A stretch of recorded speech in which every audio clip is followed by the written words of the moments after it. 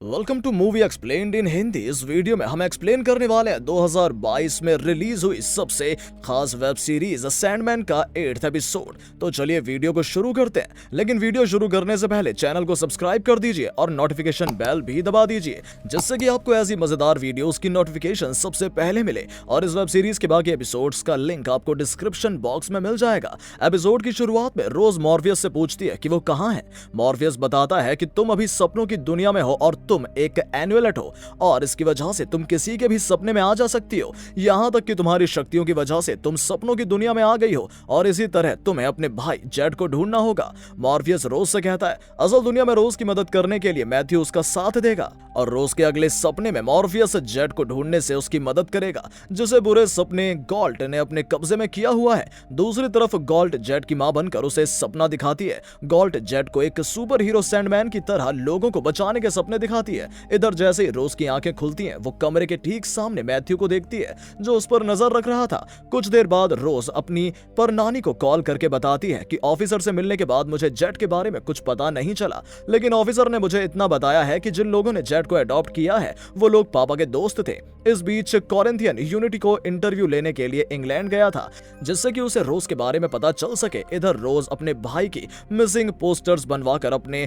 पड़ोसियों में बांट देती है और सभी उसकी मदद करने के लिए तैयार थे। वहीं दूसरी तरफ लाइटा सपनों की दुनिया में अपने पति के साथ अपने सपनों के घर में जाती है। शादी के बाद से दोनों का यही सपना था कि ये दोनों एक शानदार घर बनाएंगे और फिर अपने बच्चे के साथ खुश रहेंगे। ये दोनों अपनी आगे की जिंदगी के बारे में प्लानिंग बनाने लगते हैं, क्योंकि लाइटा के लिए उसकी सपनों की दुनिया उसकी असल जिंदगी थी। कुछ देर बाद रोज लाइटा को ऑफिसर से मिलने के लिए कहती है, जिससे कि जेड के बारे कुछ उन लोगों को बातें पता चल सके और फिर वो अपने केयर टेकर के साथ मिसिंग पोस्टर्स लगाने के लिए बाहर जाती है। उधर सपनों की दुनिया में मॉर्फियस रोज वॉकर और जेड वॉकर के बारे में और बातें जानने चाहता है। ल्यूशियन मॉर्फियस को बताती है कि जिस दिन आपको कैद किया गया है उस दिन पूरी दुनिया में कई लोग हमेशा के लिए सो गए थे।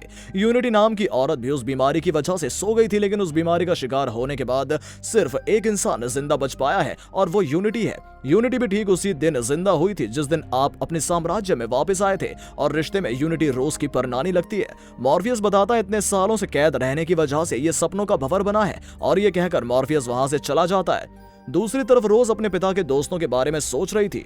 इस दौरान रोज अपने घर के केयर टेकर को बताती है कि पिछले 7 सालों से वो अपने भाई से नहीं मिली है और डाइवोर्स के बाद जब उसकी मां की जॉब लगी तब से उसके पिता ने उन लोगों के साथ सारे रिश्ते नाते तोड़ दिए थे। यहाँ तक कि रोज के पिता ने अपनी बेटी की स्टडीज के लिए भी पैसे नहीं देते थे। उधर लाइटा एजेंट ऑफिसर से मिलने के लिए गई थी। लाइटा ऑफिसर्स को जेड के बारे में पूछने लगती है। ऑफिसर बताती है कि जेड अपनी नई जिंदगी से काफी खुश है। वो लाइटा कहती है रोज अपने भाई से बहुत प्यार करती है, इसीलिए वो अब भी उसे ढूंढने की कोशिश कर रही है। एजेंट ऑफिसर रोज की हरकतों से परेशान थी, इसीलिए वो एक बार जेड से मिलने का फैसला बनाती है। कुछ देर बाद कॉरिंथियन रोज को ढूंढते हुए फ्लोरिडा वापस चला जाता है और रोज का पीछा करने लगता है। इसी दौरान कॉरिंथियन नोटिस करता है मॉर्फियस का दूत मैथ्यू हर वक्त रोज के साथ है और वो उसकी मदद करने के लिए उस पर नजर रख रहा था। डर के मारे कॉरिंथियन वहां से भागने लगता है। इस बीच कॉरिंथियन केयर टेकर से टकरा जाता है और केयर टेकर उसे जेड की पैम्पलेट देता है। दूसरी तरफ एजेंट ऑफिसर जेड से मिलना चाहती थी, इसीलिए वो क्लैरिस को इस बारे में इन्फॉर्म करके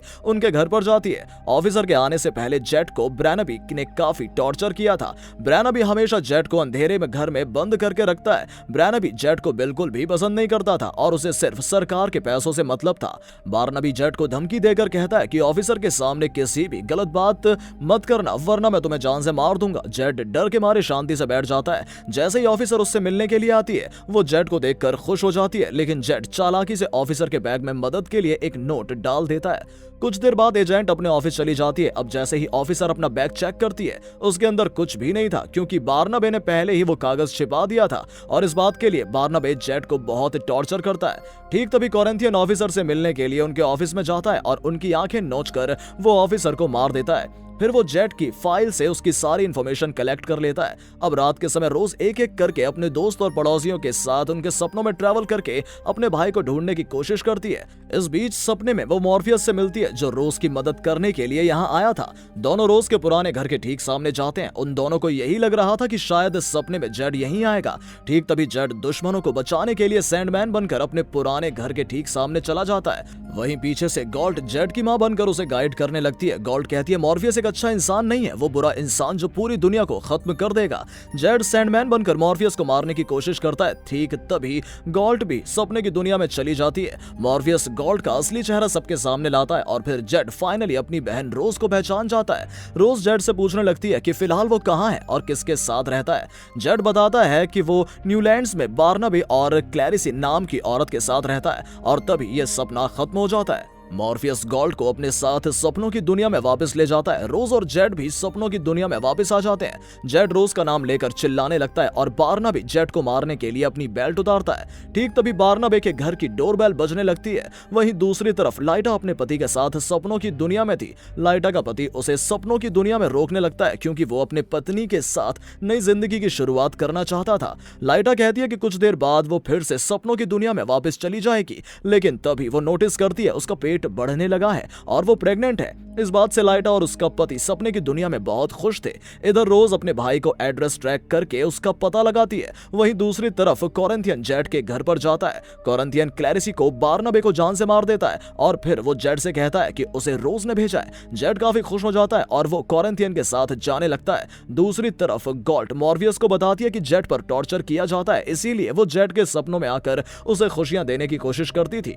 वैसे गॉल्ट एक बुरा सपना है जिसका काम था लोगों को बुरा सपना दिखाना, लेकिन वो अपना काम सही तरह से नहीं कर रही थी। मॉर्फियस उसे समझाने की कोशिश करती है कि उसे अपना काम करना चाहिए, लेकिन गॉल्ट मॉर्फियस की बात नहीं मानती है और गुस्से में वो खुद सपने देखने के लिए सपनों की दुनिया में चली जाती है। इस बीच दिखाया जाता है लाइटा का पेट असल जिंदगी में भी फूला हुआ है और वो प्रेग्नेंट है, लेकिन इस बारे में वो किसी से कुछ नहीं कहती है। अगले सीन में रोज अपने भाई को ढूंढते हुए न्यूलैंड्स चली जाती है। पुलिस जेड के घर पर आई हुई थी, लेकिन पुलिस फोर्स बताती है कि घर पर विक्टिम्स के अलावा और कोई नहीं था। एपिसोड की एंड में जेड अपनी बहन से मिलने के लिए बेताब था और वो कोरिंथियन के साथ रोज से मिलने के लिए उसके घर जा रहा था और यह एपिसोड यहीं पर एंड हो जाता है।